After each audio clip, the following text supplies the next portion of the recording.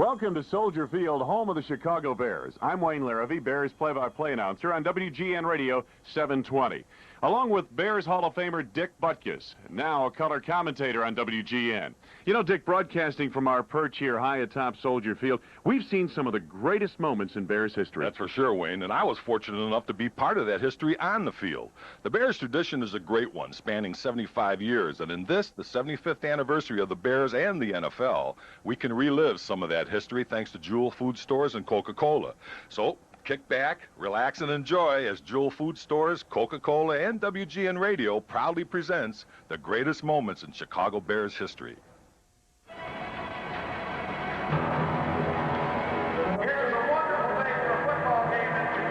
75 years of Chicago Bears football. It's the legendary Papa Bear. It's the Bruise Brothers. And fathers and sons together at Soldier Field. It's the monsters of the Midway. Then and today. Coughed up a football and scooped up on the play by Baker in the end zone. Touchdown, Chicago!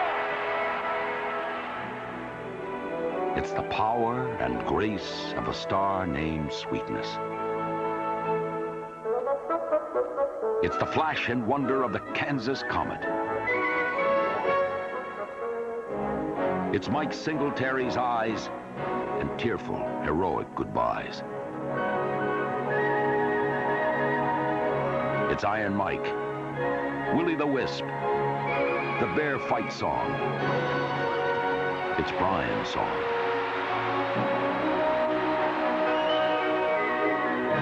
It's the class of the great Sid Luckman and the sass of the undaunted Jim McMahon. They thrilled us with their T formation. They chilled us with the 46 defense.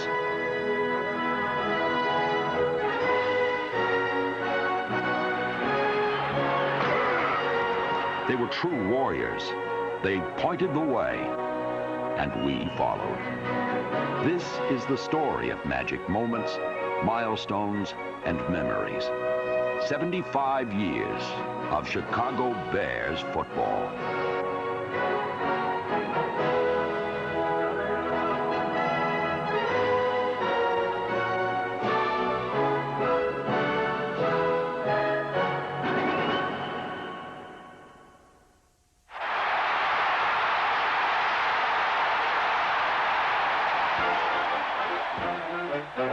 The Roaring 20s, speakeasies thrived. The Babe was hitting homers, and America was growing.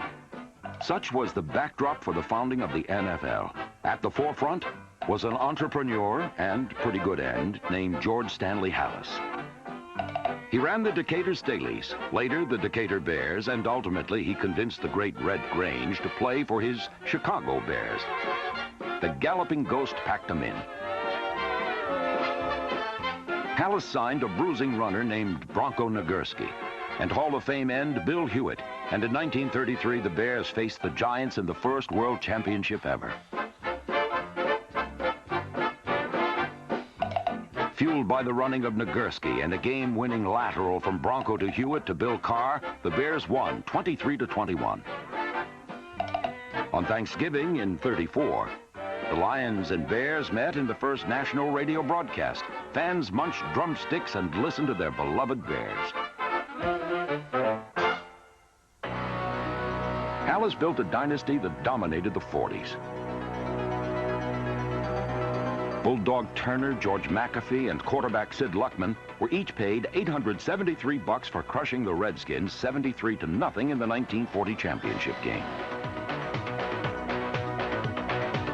The T formation worked again the next year as the Bears beat the Packers 33-14 in the first divisional playoff in NFL history. A week later, George McAfee's touchdown and a fumble return for a score by Ken Cavanaugh sparked Chicago to its 5th NFL championship, a 37-9 win over the Giants.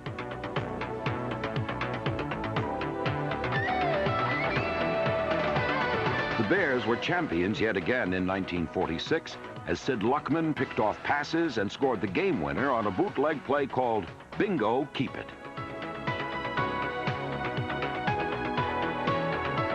The guiding light was Hallis. He won his first title at 26 and his last at 68. For over half a century, he was the Bears, and his like will never be seen again.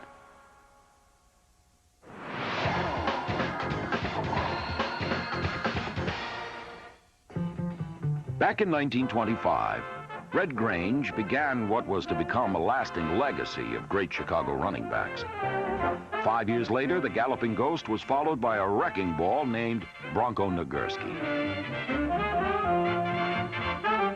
While Nagurski ran over the opposition, Willie Gallimore sidestepped them.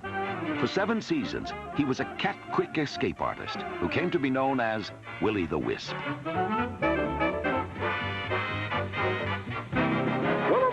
Willie Gallimore puts the Bears on their way to another score. Willie Gallimore reverses his field, bobbles the ball, gets it back, shakes off tackler after tackler on a spectacular touchdown gallop. Gallimore's backfield mate was Rick Caceres, one of the meanest men to ever wear the burnt orange and navy blue. Caceres was an ex-boxer who ran mad all the time. In fact, Mike Ditka called him the single toughest player he'd ever known.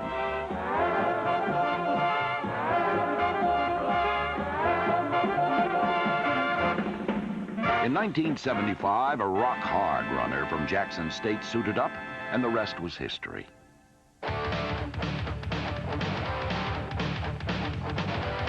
His name was Walter Payton. 13 seasons and nearly 17,000 yards later, he became the NFL's all-time leading rusher. Some are in awe of his mountain of statistics.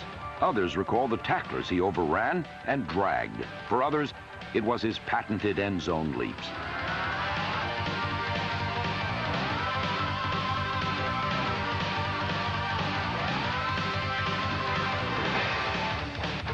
When asked what his fondest memory was, Sweetness said it was this 1975 journey against the Saints, the centerpiece, a run he called the finest of his career. You didn't have to be a back to be a great runner in Chicago. Take Bobby Douglas, for instance. In 1972, he set the NFL record for rushing yards in a season by a quarterback when he reeled off 968, a mark that still stands to this day. The longest run ever at Soldier Field was this 80-yard score by Neil Anderson against the Packers in 1988. Thomas Anderson looks to cut it back, now bounces to his right. He's crossed the 35 to the 40, takes it on the defender to the 50, cutting left into the clear. Neil Anderson to the 30, being chased by Dave Brown to the 20, down the left sideline to the 10 to the 5, touchdown! In 1965, rookie Gail Sayers turned in the greatest single-game performance ever.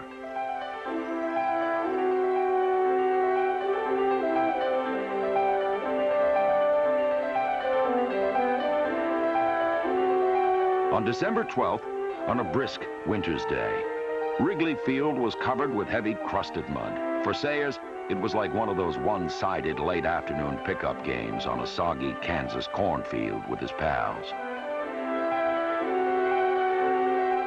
Fans had barely settled into their seats when they realized that Sayers had 3, then 4 touchdowns, and he was just getting warmed up. Like those overmatched kids back in Kansas, the 49ers spent the day eating the mud that flew off the heels of the Comet. After his 5th touchdown, the crowd cheered for one more. In what George Halas would later say is the greatest performance he'd ever seen, Sayers was put back in to return a kick, and the result was an NFL record 6th touchdown.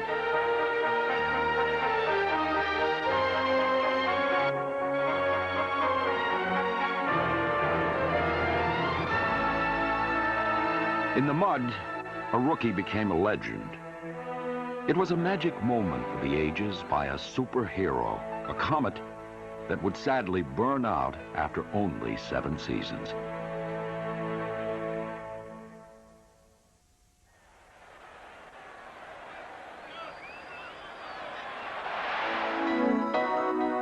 Glorious seasons, a Hall of Fame career that helped change the face of professional football and shape the life of Sid Luckman.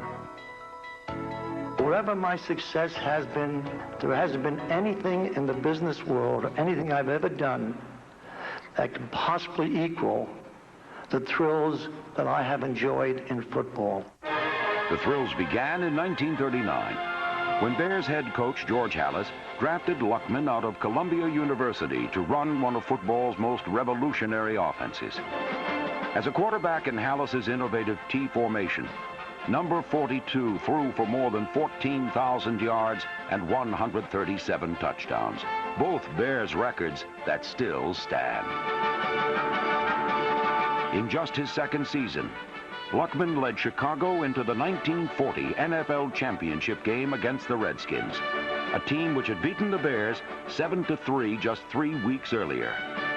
George Preston Marshall, the owner of the Redskins, came out with these glaring headlines that the Bears were front runners, the Bears were crybabies, and Washington was going to destroy them. There was no way the Bears could possibly play against them. They'd beaten us once, and they could beat us again. George Halas, being the great psychologist that he was, he took that newspaper and hung it up right in the dressing room, and he said, here it is.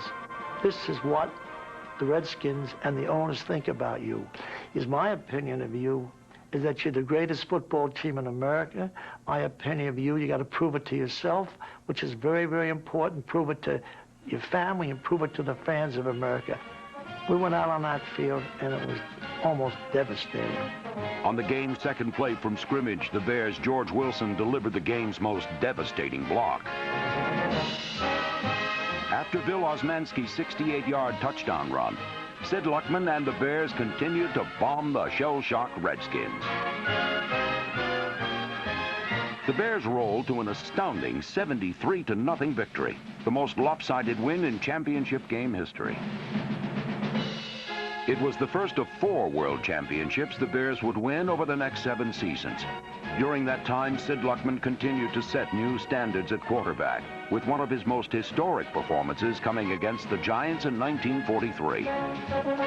In front of his hometown New York crowd, Luckman became the first quarterback to throw for more than 400 yards in a game, and also established an NFL record with 7 touchdown passes.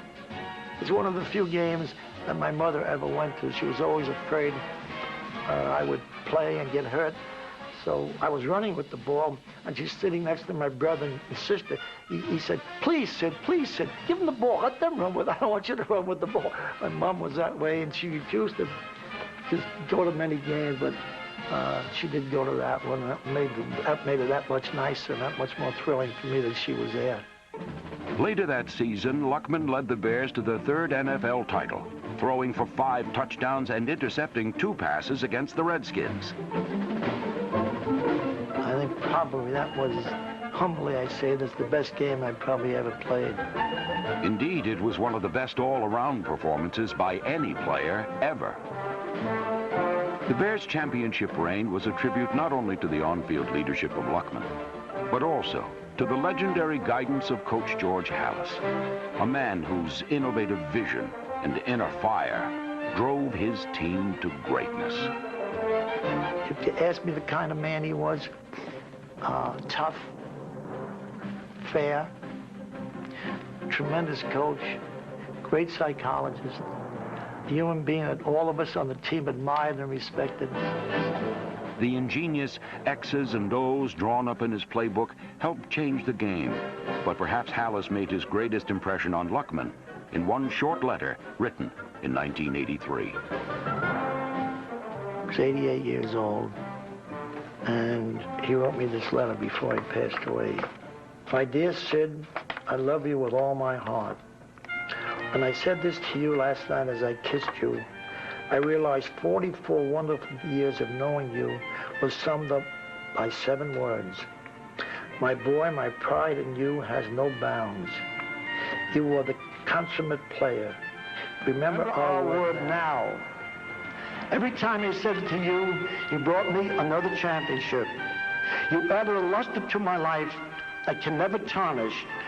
My devoted friend, you have a spot in my heart no one else can ever claim. God bless you and keep you, my son.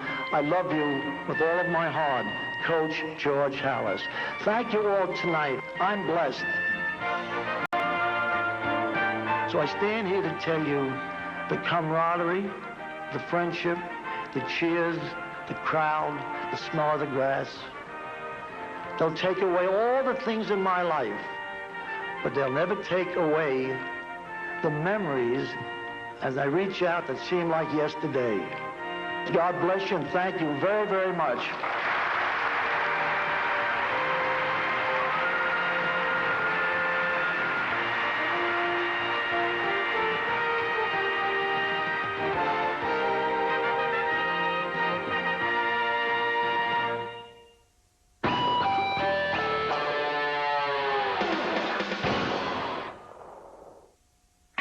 Speedy Feathers was a lean Tennessee rookie, often overshadowed by teammate Bronco Nagurski.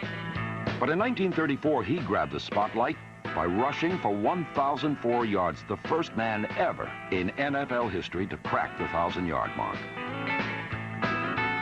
Fighting Irish quarterback Johnny Lujack got the hot hand 15 years later, when he set an NFL record by passing for 468 yards against the Cardinals.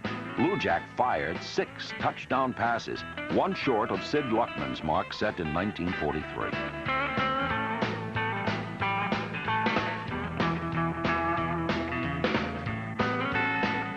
Perhaps the greatest Bear receiver ever was Harlan Hill from tiny Florence State Teachers College. He was a lightning-quick game breaker. And in 1956 against the Giants, he made the greatest catch in Bears history. When the Bears get the ball again, 65 seconds remain to be played as Ed Brown passes. Harlan Hill makes the catch of the year to complete an unbelievable comeback in professional football's most spectacular game.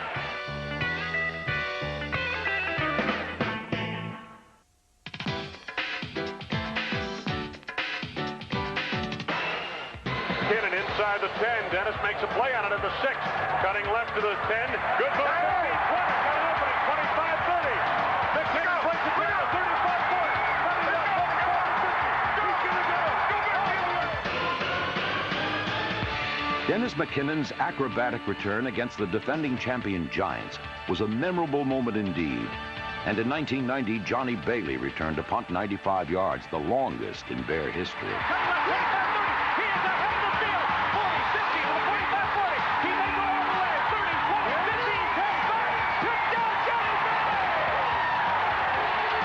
Dick Butkus will never be remembered for his returning prowess. But imagine for a moment that you're the wedge buster, and you look up only to find number 51 barreling straight upfield directly at you.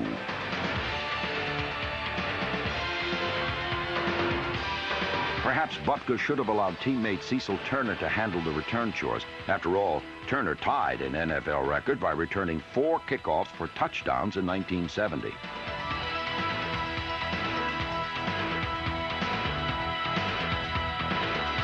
The greatest ever, of course, was Gail Sayers, the feared kick returner for the NFL's 75th anniversary all-time team.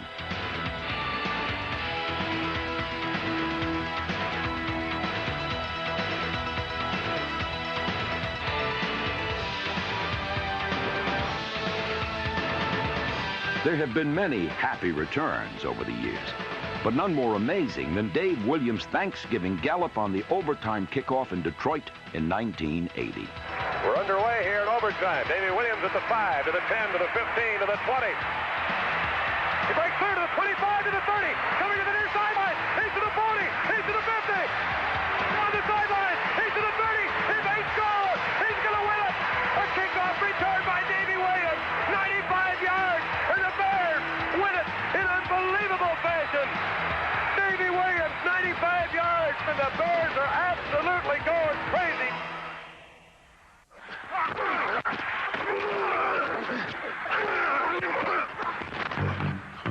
The 1963 Chicago Bears were, like their coach George Halas, fiery, feisty, and frequently ill-tempered. The championship year, 2 years before I got there in '63, they just always came up with characters that were tough son of a guns, you know, and they played like it was supposed to be played. We were completely loose. I mean, we were loose the whole year. I mean, we'd laugh at everything. And how we won, I don't know. We got every break going. We had dealt the opposition about 10 points. Atkins led the Monsters of the Midway, football's meanest and stingiest defense. A unit comprised of men who worked hard, yet played hard, too. Doug Atkins and I got a martini drinking contest one night, and I think it was 21 when I left it. And he had to drive me home. Now, how we ever made it, I don't know. But it was my wife who was in the apartment in Chicago, and I got into the apartment, and I fell into the bathtub, and I couldn't get out. So she said she would call Doug. So she called Doug. He was living in the same apartment hotel. Doug comes down, and she hands him the baby and said, "You hold the baby, Doug." And then she looked at him and said, "Well, hell, you're as drunk as he is." But on Sundays, the Bears were sober, sullen, and deadly serious. When you came to play the Bears in Wrigley Field, it's very simple. When you had to go up against guys like Doug Atkins, Stan Jones, Ed O'Bradovich, Bill George, Richie Pettibone, Larry Morris, you had some of those gorillas looking at you. Come hell or high water, the Bears were going to put a physical beating on you. I don't care whether you won or lost. You're going to know you in the damnedest game you ever been in your whole life. Unlike most championship teams, the Chicago players who got most of the attention were on the defensive unit. We proved defense can win it. We can win a championship on defense. Not that our offense didn't produce, you know, from the 20 to 20, they were fantastic. Slight problem trying to get into the end zone. There were stars on offense with names like Morris, Ditka, and Gallimore. But the defense seldom missed any chance to needle the men with a football. The rivalry was mostly from the defensive team. The offensive team never paid much attention to all that. It was just something, the defensive team seemed to need something to gear themselves up, like you're talking about practices and so forth. Well, man, we were out there just to do a job. We gave people a lot of fits offensively. Even though we averaged the 14 points a game, our turnover ratio was the smallest in the league. So, offensively speaking, we felt, you know, we did our part. We felt they did their part. They were more colorful, you might say. The Chicago defense was both colorful and lethal in the NFL championship game. Playing in the 9 above 0 icebox of Wrigley Field, the Bears beat the New York Giants 14-10 for Chicago's first championship since 1946.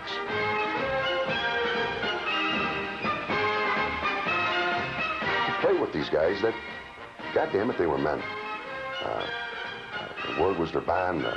They went on the football field and they knocked the hell out of people, and I'm so thankful that I had the opportunity to play with the people I did in '63. Great people.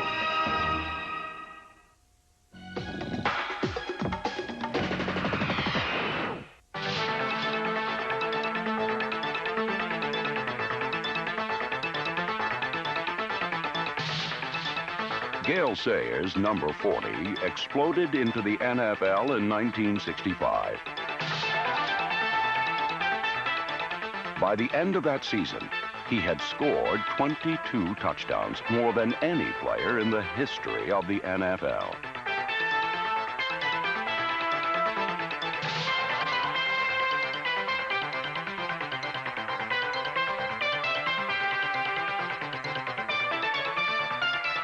For 5 years, Sayers' legs continued to pump. He led the league in rushing twice, set an NFL record for kickoff returns, and once scored an incredible 6 touchdowns in a single game. He's the only guy I think that could be running, stop on a dime, tell you whether it's head to tail, and not even break stride. What we remember about Gail Sayers are not certain games or plays. We remember the moves. Each one an original. Never seen before, never seen again.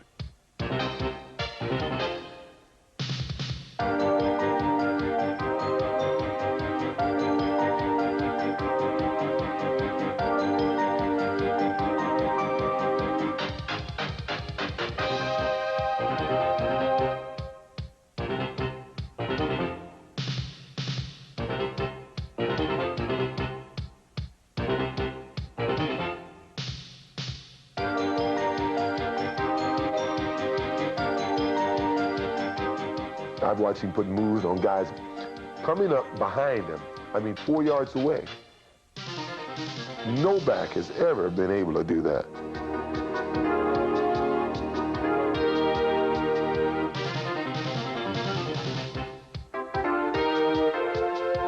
I had great peripheral vision. There's no doubt about that. I could see everybody on the field. And so I knew where to run, where to cut. In the same way, I had a feel for where people were, because I know many times, many runs, I want to look at films. And there'd be a fellow coming from a blind side, and no way I could see him, but I could feel him. And he gave me a fake like this here, and my body went one way, my mind went the other way, and something happens to your motor when that happens. It's hard to explain, but my legs went limp, and I had nothing left. But the only problem he made was he went one too many fakes and came right back into me, and I hit him and knocked him down. He said, "Nice tackle, Floyd." And I want to say, I couldn't even tackle if I wanted to. You ran into me.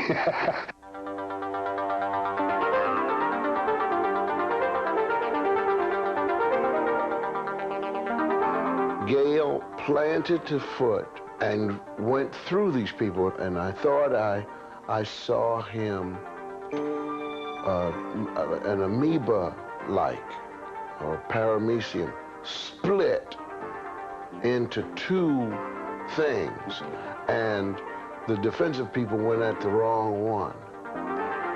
Sayers' style, while beautiful, was deadly. In 1968, the dangers he so deftly sidestepped caught up to him. They say that once you get a knee injury, you should think about quitting, because a running back very rarely comes back from the type of knee injury that I had.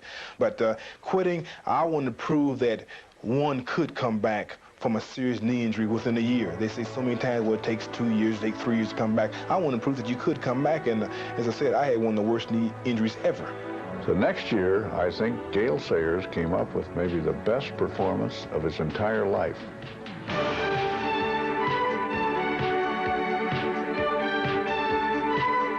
He got his 1,000 yards rushing, and the longest run he made from scrimmage that whole year was 28 yards. But he was determined to get that 1,000 yards, to do that job, and instead of being able to run around everybody, he just had to do it the hard way, inside end, and he did it.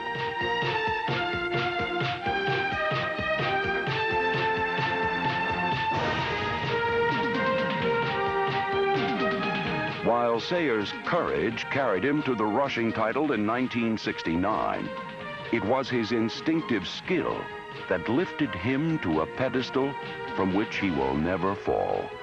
I proudly present for induction into the Hall of Fame, Gail Sayers. His like will never be seen again.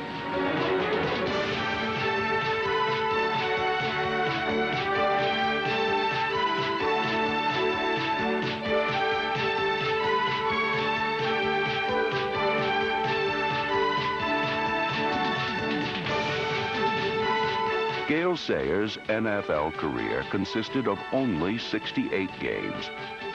But in the eternal autumn of football memories, he remains undiminished, forever vibrant and free. A comet sighted by all who study the firmament of football.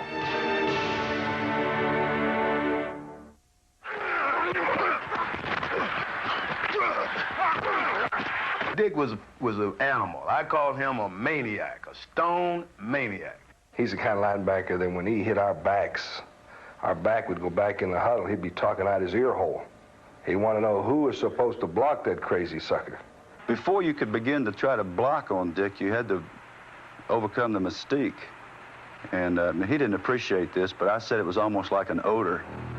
He exuded a kind of a presence. He tried to hurt you. You know, he was just so competitive. You know, not only did he not want you to gain a yard, he didn't want you to gain an inch. You know, as soon as you had that football, you were the enemy.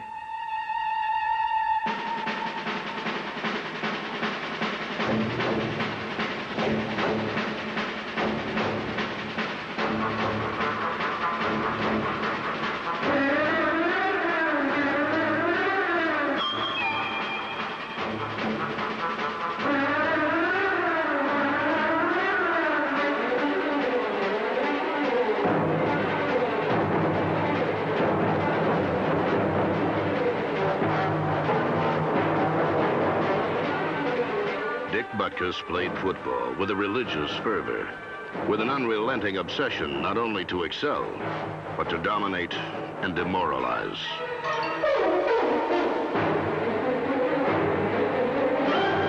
Dick was not satisfied with just an ordinary tackle. He had to hit you, pick you up, drive you, and grind you into the ground.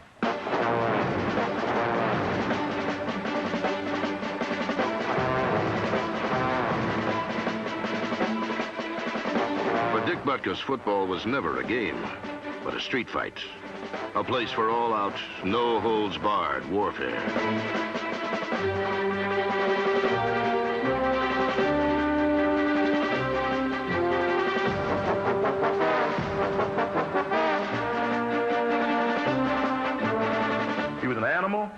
And he was a well-conditioned animal, and every time he hit you, he tried to put you in the cemetery, not the hospital.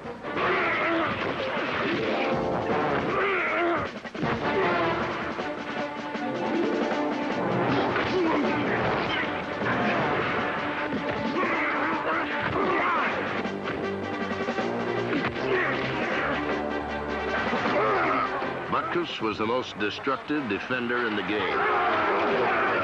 And the NFL is filled with horror stories of tough men who crossed him. He knocked out L.C. Greenwood on a punt. I remember, and he knocked out Warren Banks, and he was a backup fullback we had, but a good special teams player. And I remember Warren standing on the sideline crying. He says, "I don't know who I am," because Butkus had blindsided and just KO'd him. For Dick to run a 100-yard dash, it'd take him 3 days. But I want to tell you something. From that middle linebacker, 20 yards this way, 20 yards that way, 20 yards that way. I mean, nobody was quicker than he was.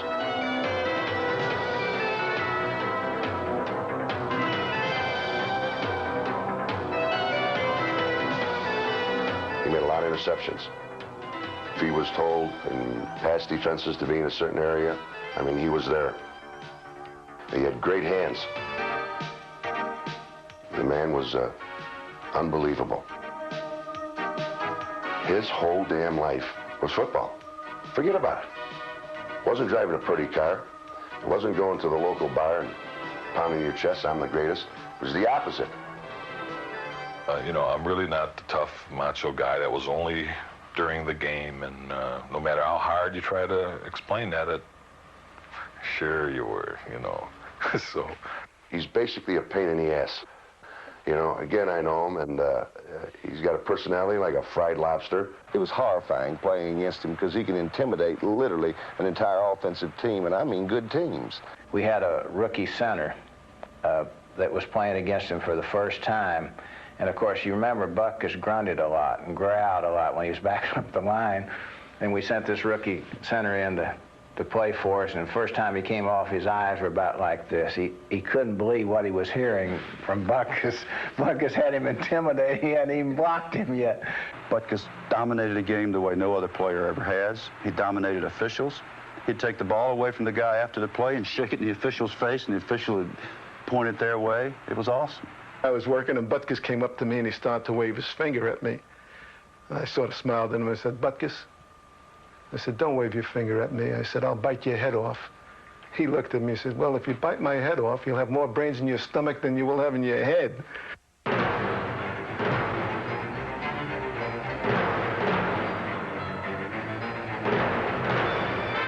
From his personality to the impact of his tackles, everything Dick Butkus did was memorable. Although he played on only 2 winning teams, he did not lower his standards to fit the company. He was Moby Dick in a goldfish bowl.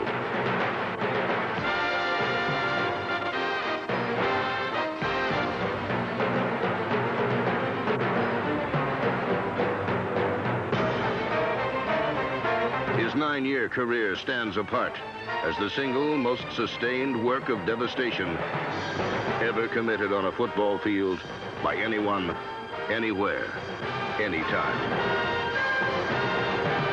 To talk about him is to drain the vocabulary of superlatives. Well, the only thing I can say about the great Dick Butkus, I'll say it in a poem. Roses are red and violets are blue. If you got any sense, you'll keep Butkus away from you.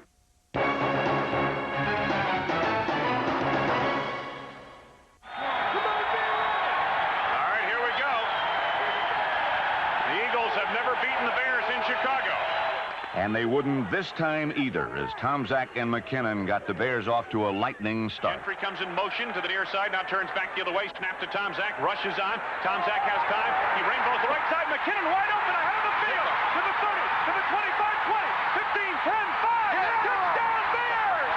64 yards! Give us Anderson, first up the middle, end zone, touchdown!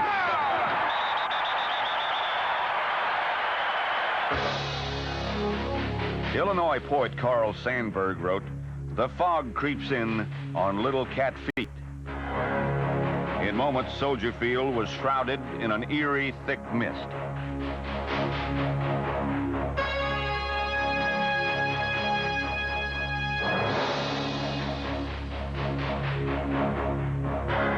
Under pressure and a smothering blanket of fog in a game where announcers couldn't announce, coordinators couldn't coordinate, and fans couldn't see, the Bear defense made the plays that had to be made. You can get ground all you want, but you got to hold them to a field goal. You don't want to let them in the end zone. Here's the snap now to Cunningham on 1st and 10 with no huddle. He fires the left side, and it's intercepted, I believe. Intercepted by the Bears and returned downfield. I can't see. I cannot see him. I wonder if it's Mo Douglas. It is Mo Douglas. Mo Douglas with the who football. Comes across the field through the fog with the football in his left arm.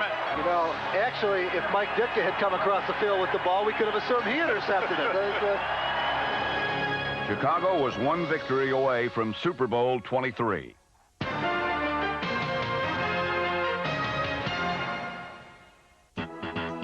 After 50 years of football, the Bears played their last game at Wrigley Field. The date was December 13th, 1970. The opponent was perennial rival Green Bay, and the man of the hour was quarterback Jack Concannon. Concannon kept the Packers off balance by running and found 1,000-yard receiver Dick Gordon for a score. Chicago never looked back.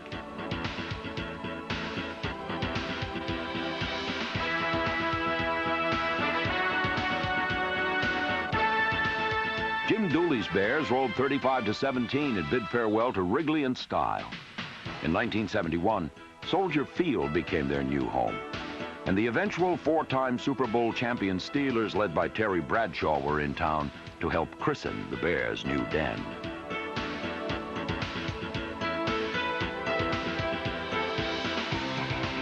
At first, it appeared that Chicago never should have cut the ribbon, but a big play by linebacker Ross Brubacher launched a comeback.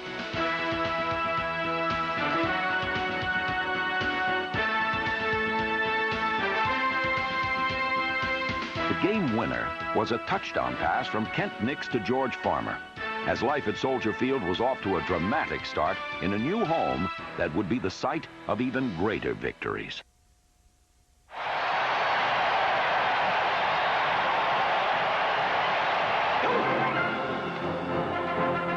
If you prevailed upon Walter Payton to describe what happened on that memorable November Sunday back in 1977, he'd probably just say that his offensive line blocked exceptionally well. He might recall that he carried the ball 40 times, a workhorse on a gray, overcast day. If you questioned Hall of Famer Alan Page and the rest of the Viking defenders about what Walter did that day, you'd just get a shrug or a shake of the head. But if you asked the fans and Walter's teammates what he did, they'd tell you this. On November 20th, 1977, Walter Payton set the NFL record by rushing for an incredible 275 yards in one game.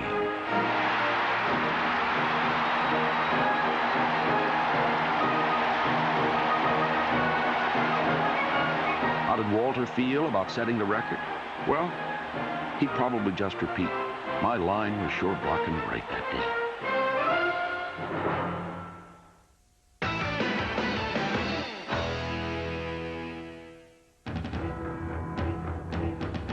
For 14 years, the Bears had been frozen out of the playoffs. But against the Giants in the 1977 season finale, they reached deep. Horrendous conditions foiled Walter Payton's run at a 2,000-yard season. But Mother Nature saved her cruelest tricks for Chicago's special teams.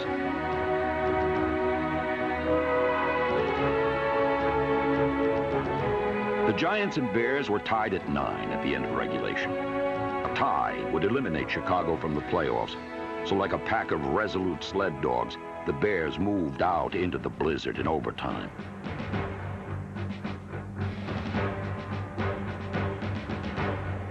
With just over 3 minutes left in sudden death, the field goal team missed connections again, but the misfortune only deepened their resolve.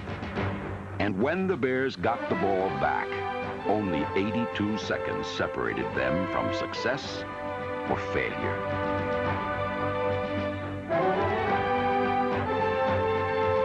With 9 seconds left in sudden death, Chicago's fate rested once more on the leg of Bob Thomas. There's the snap. It's a good one. Thomas puts it in the air. It's good. It's good. The Bears are in the playoffs. The Bears are in the playoffs. The Bears are in the playoffs. Bob Thomas hits a 28-yard field goal, and there's jubilation. The Bears have overcome everything. And look down here. They're rolling on the ground here. We got Parsons and Neal wrestling on the ground in the ice here in jubilation. And the Bears, in the last seconds, have defeated the New York Giants in overtime, and they have captured a 12-9 decision here. And what a happy guy Bob Thomas must be right now.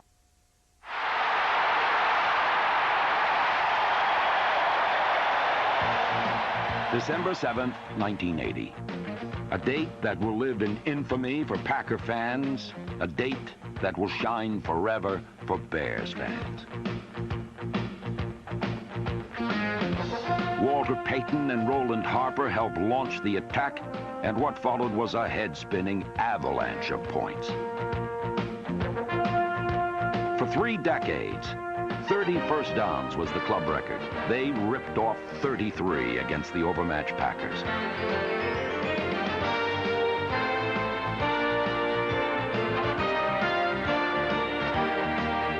Quarterback Vince Evans completed over 80% of his passes, and the Bears scored an astounding 9 touchdowns.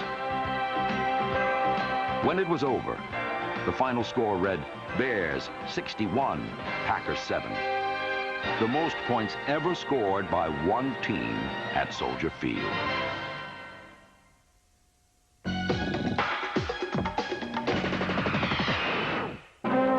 In 1984, Payton stood at the gates of pro football immortality.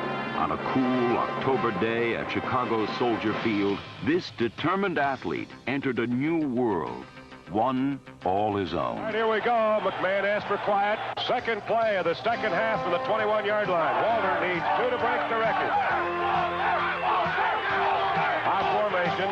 Quick pitch to Walter. Looking for the record. Cuts back. He's got it. He's out of it at 25 to the 26-yard line. Walter Payton becomes the National Football League all-time leading rusher, surpassing Jim Brown. And that's the equivalent to Hank Aaron breaking Babe Ruth's all-time home run record. And listen to the standing ovation.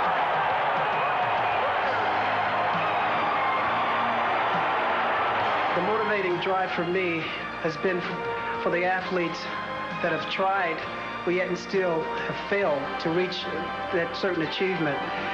And also the athletes that didn't get an opportunity to, like the Overstreets and the Delaney's and the Brian Piccolos.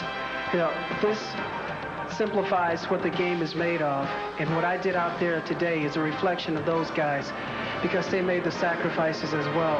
And it's a tribute to me to bestow this honor upon them. Thank you.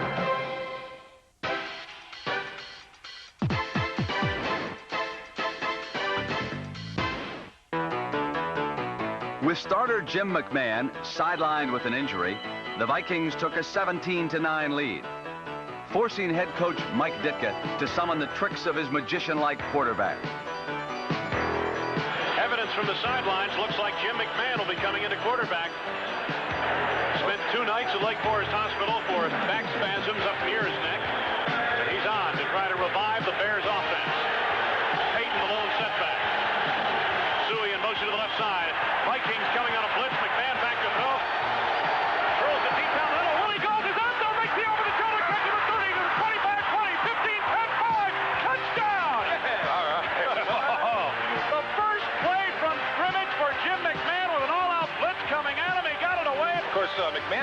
nice shot after the play, but so what?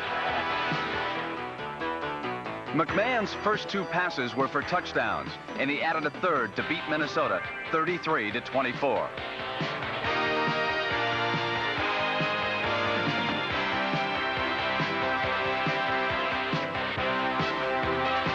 With a 3-0 record, Chicago had begun its methodical march toward New Orleans, thanks in part to a quarterback who prefers the war down in the trenches with the foot soldiers.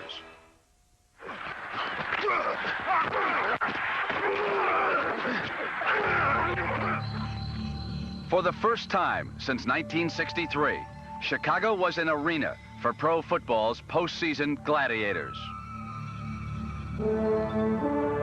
And while chilling memories of the Bears' proud past added to the already freezing temperatures, the only ice on the field was running through the veins of each Chicago player.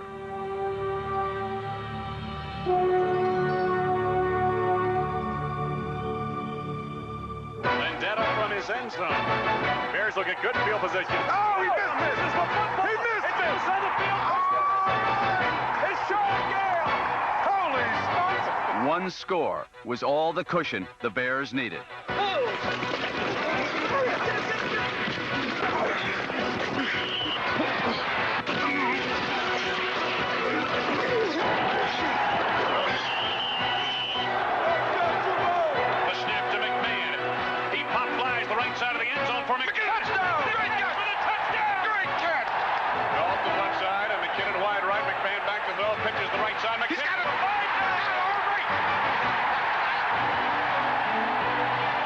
The Bears scored a convincing 21-0 shutout over the Giants, but their journey was still far from over. This is not the end of the road. I mean, there's work to be done. There's miles to go. That's the way the poem goes. We've got a little way to go yet. And I tell you, it's going to get better. Well, like I said, the best is yet to come. It really is. Soldier Field in Chicago, the NFC Championship, and a trip to New Orleans for Super Bowl 20. After 23 years of waiting, Chicago's dream of a championship was soon to become a reality. We got it now! A lucky ticket! Son, this is the greatest day. Showtime, man.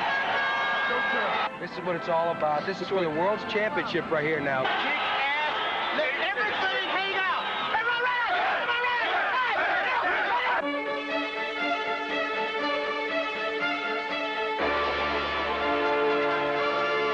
As they had done all season long, All-Pro Jimbo Covert, Mark Bortz, Keith Van Horn, Tom Thayer, and Pro Bowler Jay Hilgenberg worked as an offensive line to launch the winning Bear attack.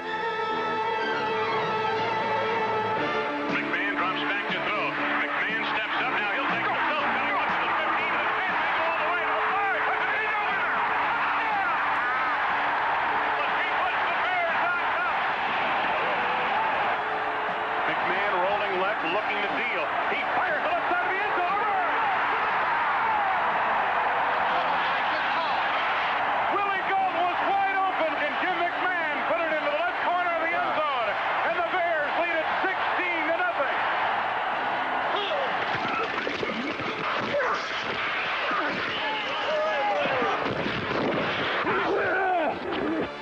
The Mad Dog Bear defense shut down the Rams' Eric Dickerson, then ended the game in storybook fashion. There's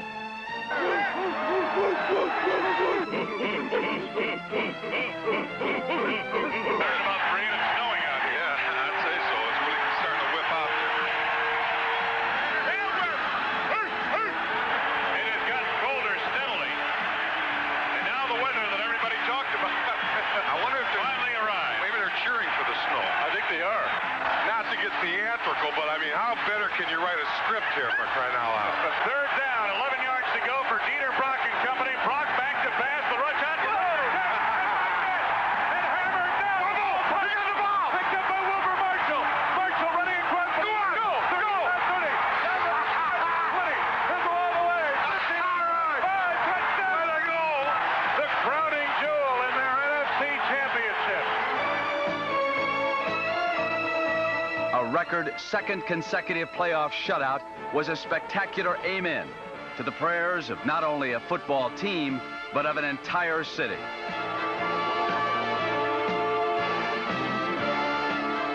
In dramatic style, the Chicago Bears had captured a championship, thus restoring their link with the team's legendary past under George Halas.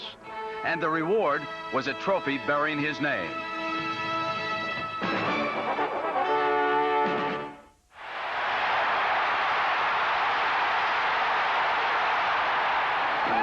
On January 26th, millions across the globe hung over their TV sets, and thousands of hungover Bourbon Streeters readied themselves for Super Bowl 20. The surprising New England Patriots and the mighty Chicago Bears squared off to determine who indeed was the NFL's best. Come on, get in here. What's going on? Hey, turn now. I got the tone right now. You belong here. You're the best. Let's do it. Go!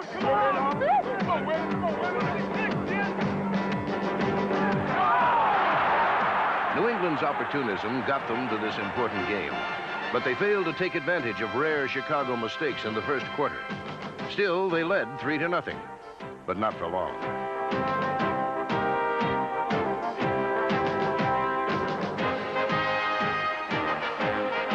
Jim McMahon's accurate arm and gutsy running helped the Bears to a 6-3 lead.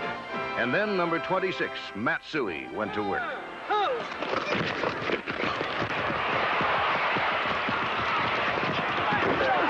The Bears led 13-3 after the first period. And their punishing 46 defense, a unit that had shut out both the Giants and Rams in the playoffs, began to dominate. Number 58, Wilbur Marshall, helped sack Patriot quarterbacks 7 times, while MVP Richard Dent and All-Pro Mike Singletary, number 50, limited New England to a Super Bowl record 7 yards rushing. Chicago's is a high-tech, sophisticated defensive scheme. And for the Patriots this day, the 46 simply blew them away.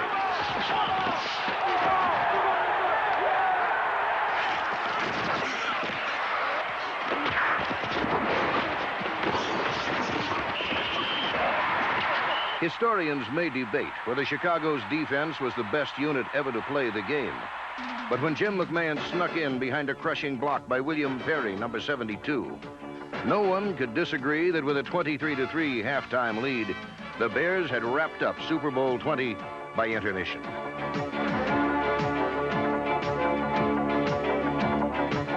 Mike Ditka's NFC champions were as bold on offense as they were on defense in this title game, as McMahon rifled a deep pass from his own end zone instead of playing it safe early in the second half.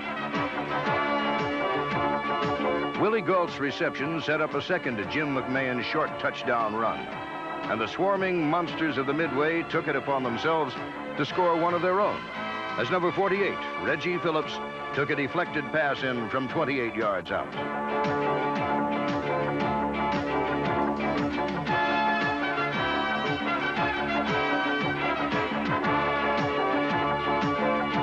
The Bears totaled 3 touchdowns in the third quarter, a Super Bowl record, with the last coming courtesy of the man everyone came to see, his immenseness, the refrigerator. William Perry's 1-yard rumble gave Chicago an almost embarrassing 44-3 advantage. But for New England, there was one glimpse of glory left for them, an 8-yard score from veteran Steve Grogan to speedy Irving Fryer. It was only appropriate, however, that the Bear defense logged the final points in Super Bowl 20. And a safety, courtesy of Henry Waxter, provided the 46-10 final margin in a complete and total effort by the world champion Chicago Bears. When 1985 began, the Bears were on a mission. And in January of 1986, that mission was accomplished. George Halas smiled down from heaven, ear to ear. His beloved family had won their first Super Bowl ever. Ooh, boy, this feels good. 2 sad notes, however, echoed after their impressive win. Walter Payton did not score a touchdown in the game. And soon after, defensive wizard Buddy Ryan would leave to take a head coaching job in Philadelphia. Nevertheless, Mike Ditka's Chicago Bears were indeed kings for a day. Hey, you wanted it, you worked for it, you earned it, and then you went out and took it. And God bless you. It's the greatest thing I've ever seen. I'm happy for every one of you. I love every one of you.